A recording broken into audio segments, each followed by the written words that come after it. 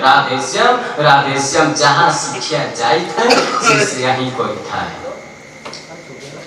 ए होची कोन ना बुद्धिहीन विवेकहीन चाल अर्थात जहाँ हमको शिक्षा जाइछि आमे सही रास्ता रे चालुचे निजर विवेक को निजर को विचार को न खटे कि सही रास्ता रे आसन। अच्छा बंधु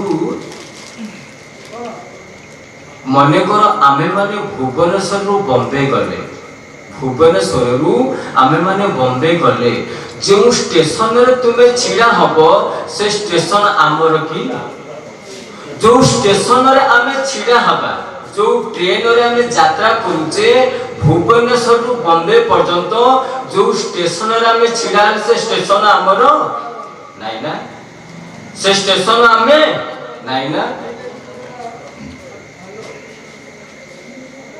जन्म जन्म मुनि जतन कराई अंत राम कहीं आवत नहीं। अर्थात बंधु जिए कहूचे स्टेशन मोर सीए एक पागल जिए कहूचे स्टेशन मु से होची कोन बद्ध पागल नहीं। आमे ट्रेन रे जो यात्रा करूचे जो स्टेशन रे गाड़ी रहउचे से स्टेशन हमर नुहे एको से स्टेशन भी मु नुहे मु केवल गोटे यात्री अटे। मो गंतव्य पथ कोन ना भुवनेश्वर रु बॉम्बे ए ना अनेक जन्म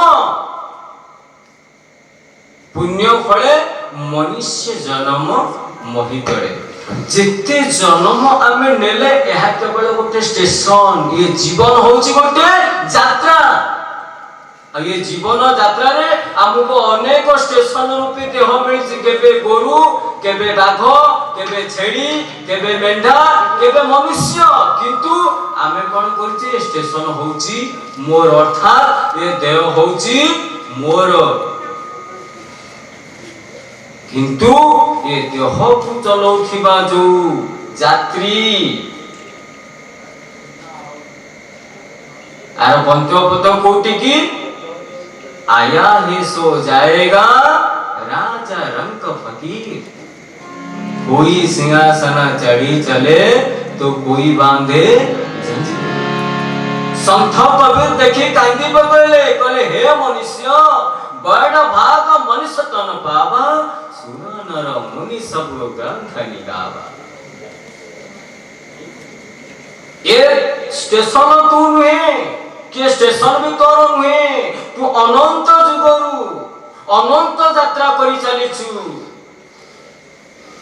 ए बुद्धिहीन चाली तू जो चलीछु जहां तते शिक्षा जाइছে। अच्छा बंधु मु जेते बेले जन्म नेली सेते बेले मो बुढ़ी मां ना देला मोर मोहन मते गोटे कथा कहतु मासक परे मोर जो नाम कोन होला से मासक पूर्व मु थिली ना नथिली जेते बेले देह चाली जीव मो नाम परिप्रकाश पाइबो किछि वर्ष पाई किछि समय पाई किंतु ए देह को नाम को चलौथिबा जो चेतना भीतर अछि ता विषय केबे चिंता करिछ कि से जीव कोठी रहिबो कोठी आ ये देह रे स्थान नबा पूर्व थिला कोठी आ तारी विषय जानिबा पाई जो चाल मनुष्य चाले ताकू कुहा जाय आध्यात्मिक बा ताकू कुहा जाय कोन बिनु सत्संग विवेक न होए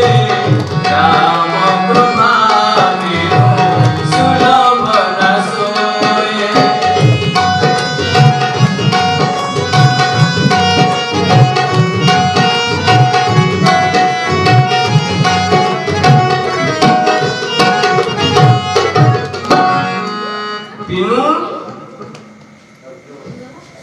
केवल संथक सहित भेटी गले मध्य ता गोटिए बेणी हेई थाए ताहा पूर्ण नुहे।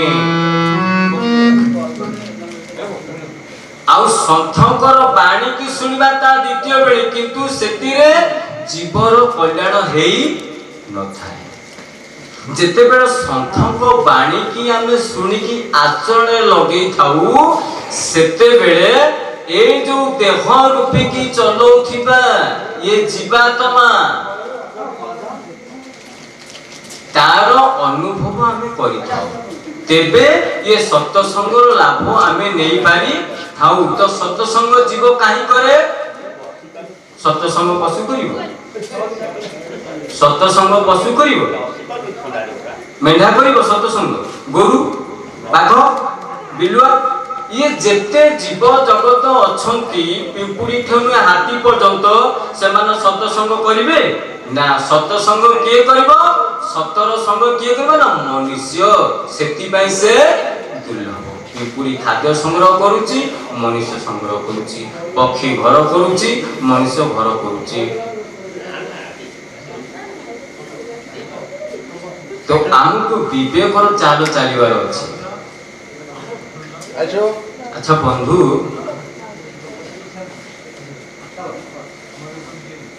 जेते बेले जीवात्मा निजको देह भाबिची मु आत्मा परमात्मा जी अपन को प्रैक्टिकल दोची संत सिए जे हमको अनुभव करेगी। पोथी पढ़ी पढ़ी पंडित भया लखी लखी भया सचोर जाके सदगुरु मिलन हो सो कुछ पड़े और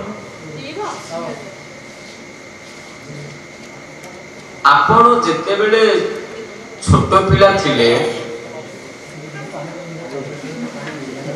जेते बेले आपण युवक हेले आउ जेते बेले आपण वृद्ध हेबे से अवस्था को आपण करो की जानि छी?